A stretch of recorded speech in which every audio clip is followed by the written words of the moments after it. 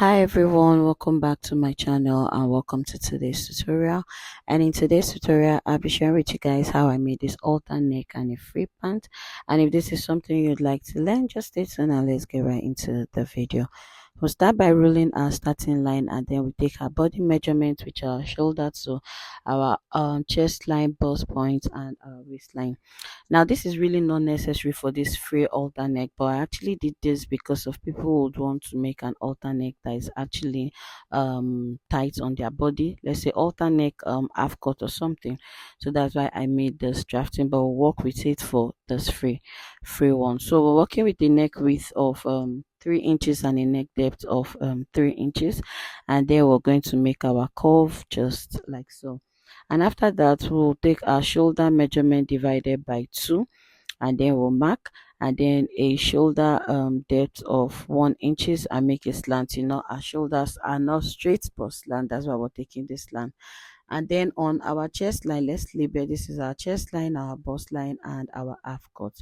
So I came up by 1 inches again because I don't want it to be open, revealing. That's where, instead of using my main chest line, I came up by 1 inches again for my new chest line. Whatever I have on my ample line, I'm going to divide into two. Came out by half inches, and then I make my curve. So now for the halter neck, we're just going to make a curve just like so, meeting with the 3 inches neck width, just like so. You can use your free hand to do this, and then we're going to create a dart at this point, because for those who would want to make one that is actually tight, so it will not have any bulginess around anywhere, and it will be lap around the neck to the armhole region. So after doing that, the next thing we are going to do is for the back. I'm using this draft sheet for both the back and the front. So I came down by 1 inches just like so for the back. And then for the chest line and every other part, I just took my body measurement just like so. For people who would make a tight one, just take your nipple to nipple measurement just like so, and step down, because we want to create a dart. Step down by 1 inches, take 0.5 inches dart just like so. And then the next we're going to do around the bust side, because this halter neck goes to the arm also. To make that part to be tight, we're just going to create a dart again around the sides just like so, and then we'll cut out. We're done with the drafting of this. It's an easy drafting, so we're just going to cut out just like so.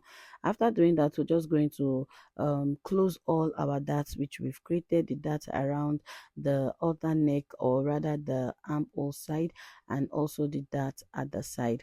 So after doing that, we're taking a splash and spread method. So I'm just dividing them whichever way.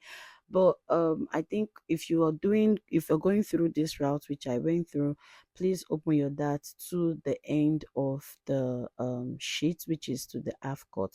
So we're just going to open just like so, and then introduce this to a new sheet, so we'll know how to widen as we want. Now, reason why I said you should spread this to the end part, so you can wide as much as you want, because I didn't wide as much as I wanted to. So we're just going to spread, and then we're just going to open up our dart just like so. So our sheet is going to relax properly, and then place a staple, a tape on it, and then we're just going to cut out. Like I said, you can spread as wide as you want it to be, depending on how big your fabric is at this point. So we're just going to cut out just like so, and after doing that, you can see how it is.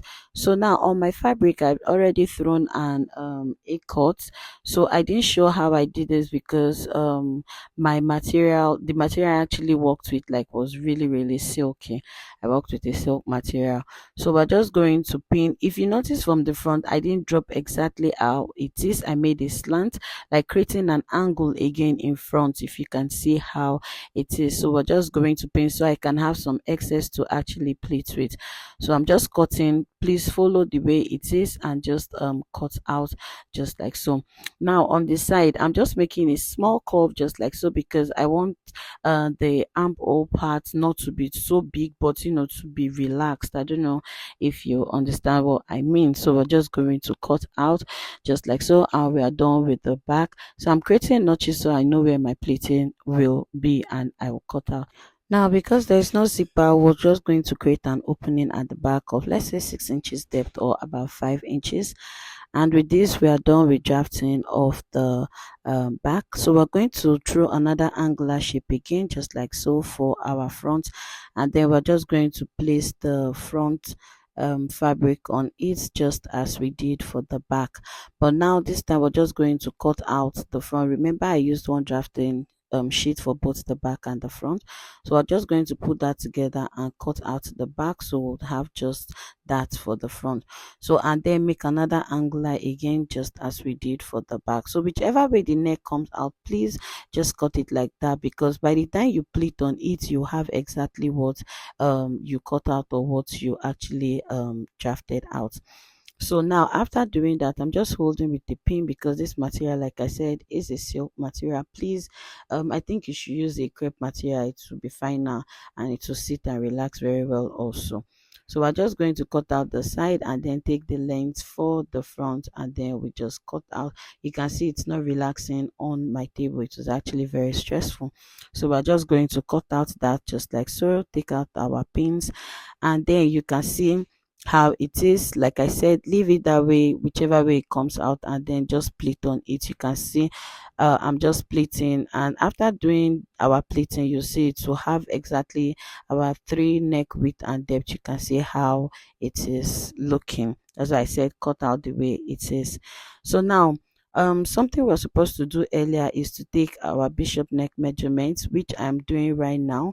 So we're just going to take our neck measurements, like our first drafting before the splash. Please, you take your neck round neck measurement, so it will be able for us to draft out our bishop neck. And for our bishop neck, we're just going to draw a straight line after we've taken both our front and our back measurements, and then we'll label here our left side, and then our left side is our front and our right side is our back. We'll create a point as the center point, and whatever you get for the front, you're just going to mark. Mine was 4 inches or 4.5, and I added half inches.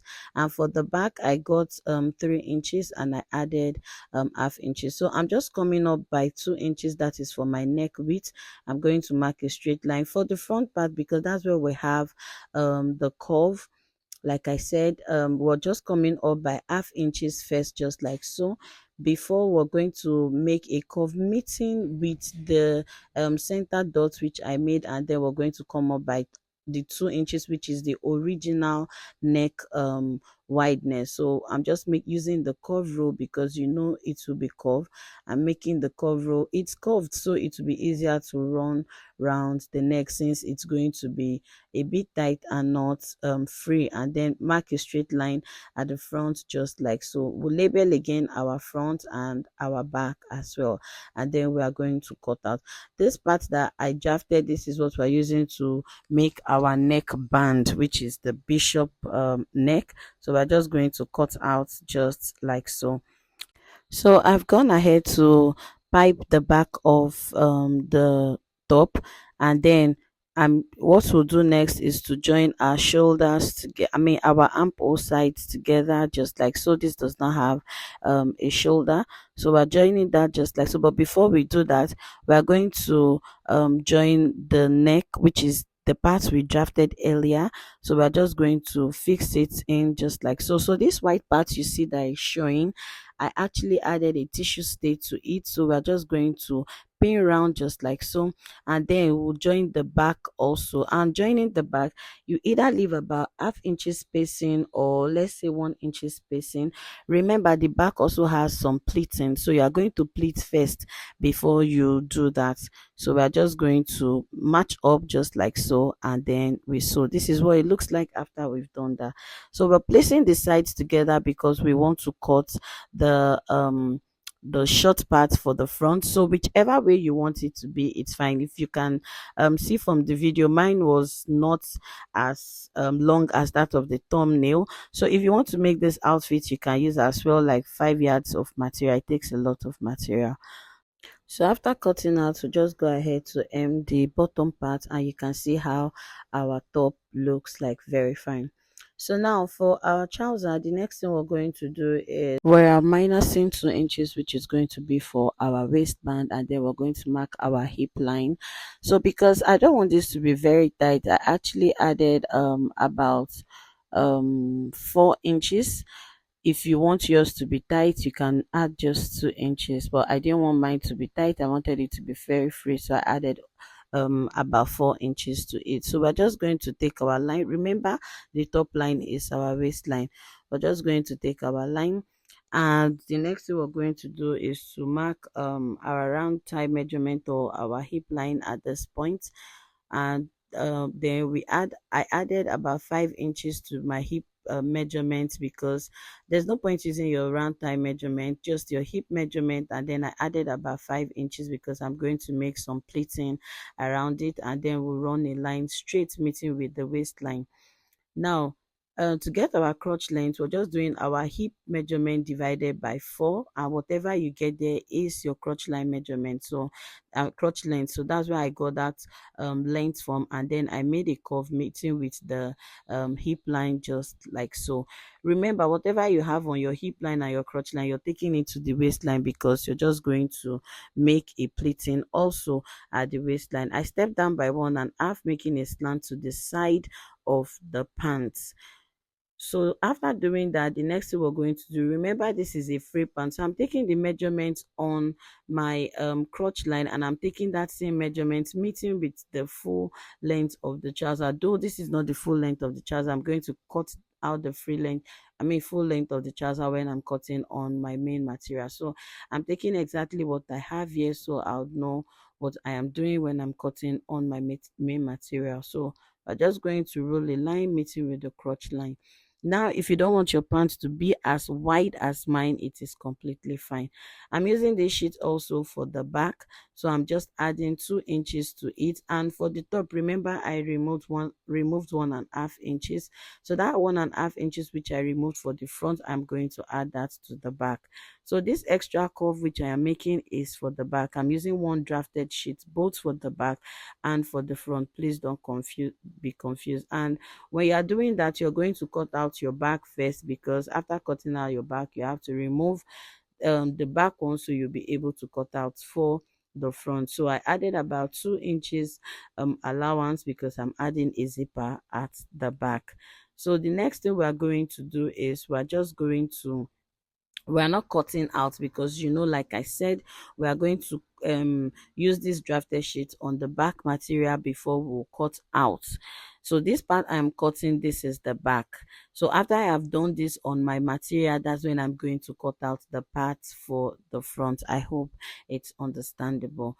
So this is it, like I've placed it on my material. So I'm adding the length which was out, so I'll know what I am working with. And I'm also taking my measurement at the full M, and then I'm just going to cut out. At this point, I didn't add any allowance to it, because I've added almost about 5 inches allowance, and this is a dangling or a silk material, so it will have enough of dangling for me, so I didn't want to add again to it. So I'm just opening the sides. So now we're done with cutting out the back. So to get the front, what we're going to do is we will cut out this front side. Like I said, you don't need to add any allowance. So you see me taking out the waistland which I added, and then I'm cutting out this part. I'm cutting out, that was what made us to cut out the back. So now this drafted part, it is now the front. So we are folding another material into two again, just like so. So we're able to place that other part which we removed, that is the front. Please don't get it confused, that is the front. So we are just going to place the front on it, just like so, and then we complete the length of our trouser. Remember, the drafted sheet did not give us the full length of our trouser, so we're just going to pin down, and then we're cutting out. We've done basically all the work on the drafted sheet, so that's why we're just cutting out on our main material. So we're just going to cut out just like so, and as well open the sides just as we did for the back. So that's what basically I'm doing at this point.